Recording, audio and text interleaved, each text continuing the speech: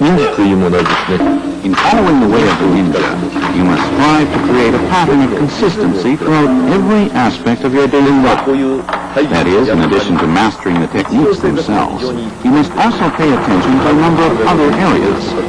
Diet, such as eating natural, wholesome foods, and avoiding refined and processed ones.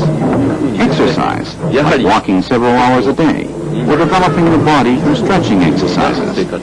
In this way, you create for yourself a particular style of living that suits you best. In fact, it is only once you have formed such a base that the techniques of unarmed combat, weaponry, and others can acquire their full meaning.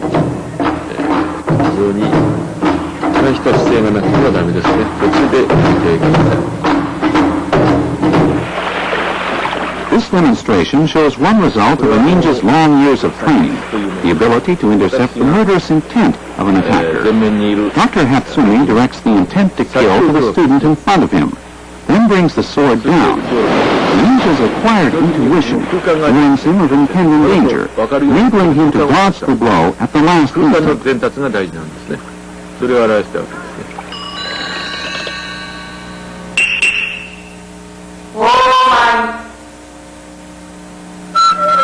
This sequence shows some of the fundamental movements of ninja technique, movements developed in perfect harmony with the natural rhythms of the body. Although each is basically very simple, in combination they take on deadly effectiveness.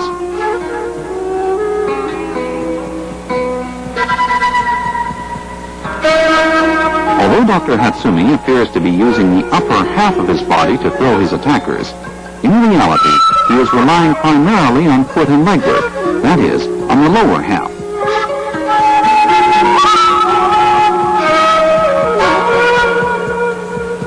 Once again, pay close attention to the footwork in this sequence. Footwork is by far the most important part of a ninja's physical training. With the center of gravity firmly planted in the lower torso and energy radiating from the pit of the stomach, all it takes is the slightest pressure on an attacker's arm to redirect the momentum of a charge to his own advantage. That's why both masters and students alike go to great lengths in taking care of their feet and legs.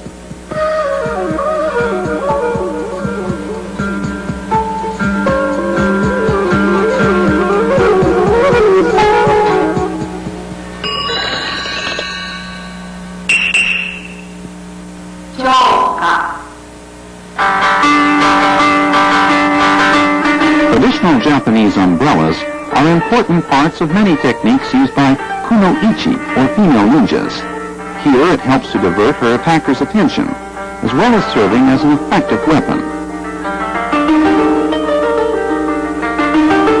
The kunoichi also uses her traditional wooden sandals to deliver painful blows to a number of vital points. Here she throws them to gain time in readying a vial of blinding powder for her assailant's next and last charge.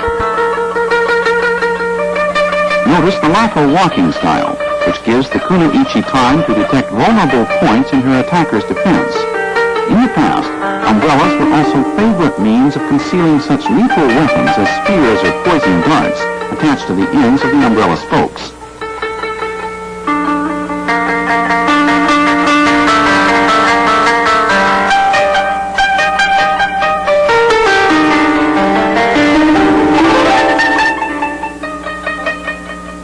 One of the most vital parts of a ninja's training is developing ingenuity in defeating an opponent.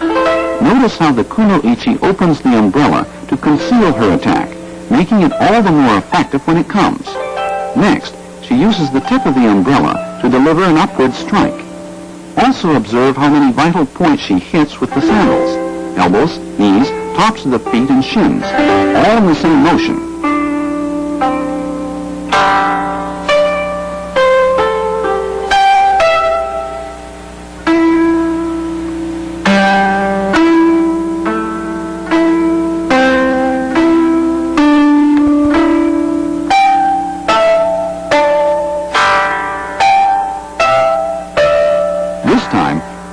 To the kunoichi's craft in distracting her opponent's attention as she looks for an opening.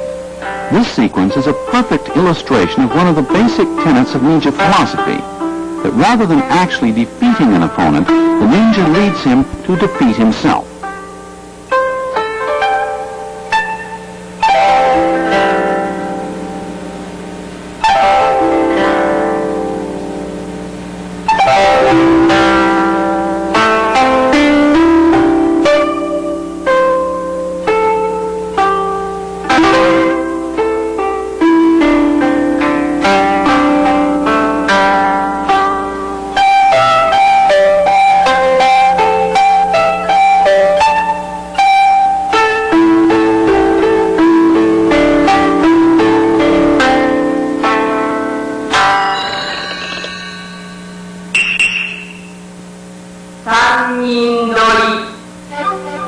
sequence, you'll notice that Dr. Hatsumi does not actually grasp any of his attackers.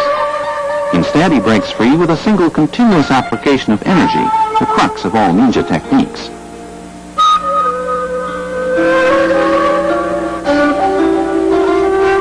Once free, success depends on his ability to disrupt his opponent's physical as well as mental energy flow.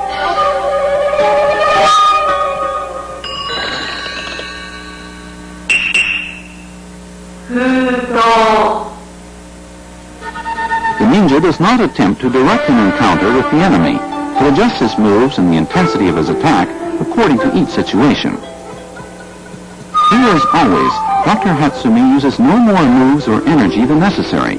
After applying the proper pressure holds, simply walking forward is quite sufficient to subdue his victim. Notice that Dr. Hatsumi does not grasp his attacker with his hands, throwing him instead with his entire body. He then walks forward, leaving room for neither resistance nor escape.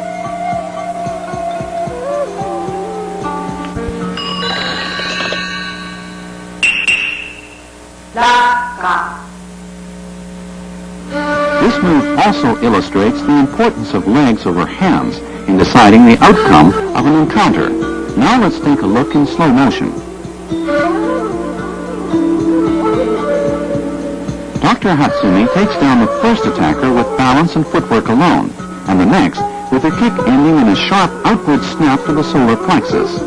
And after throwing the third, he once again applies pressure to the last two as he walks toward them, rendering them completely helpless.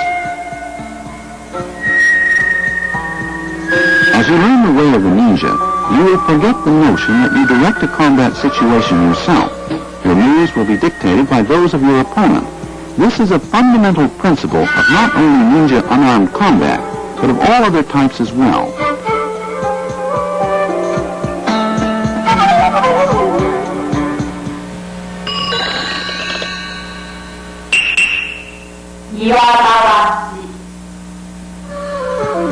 In meeting the two opponents you see here, Dr. Hatsumi secures a firm handhold, then circles to the right to immobilize both of them. Since ancient times, unarmed combat has been considered the basis of the art of war in Japan. Accordingly, walking to the right in this manner is much more than just walking. It is a direct expression of the principles of that art. Watch closely. Dr. Hatsumi uses none of the strength in his hands, relying instead on his feet and legs to do his work for him. His hands are basically just for show. It's the lower half of his body that's responsible for the outcome you see here.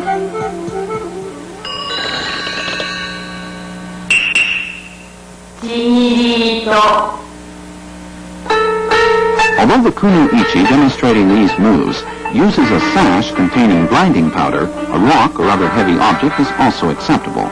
This is yet another example of ninja ingenuity in turning the most ordinary of everyday objects into effective means of self-defense and survival.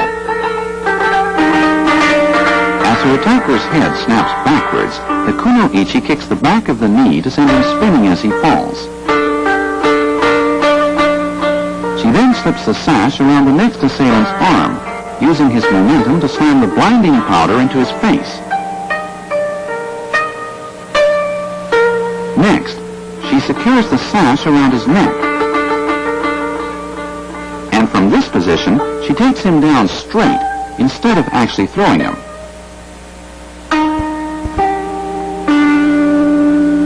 Especially for the kuno-ichi, ninja art is anything but a test of strength. In fact, the basic strategy of combat techniques for women is to strike with ferocity while feigning weakness.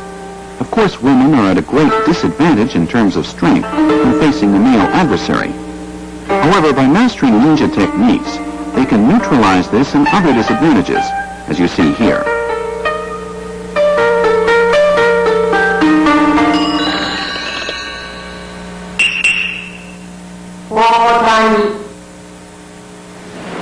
During the period of warring states, the axe was ranked as one of the 6 principal implements of Japanese warfare.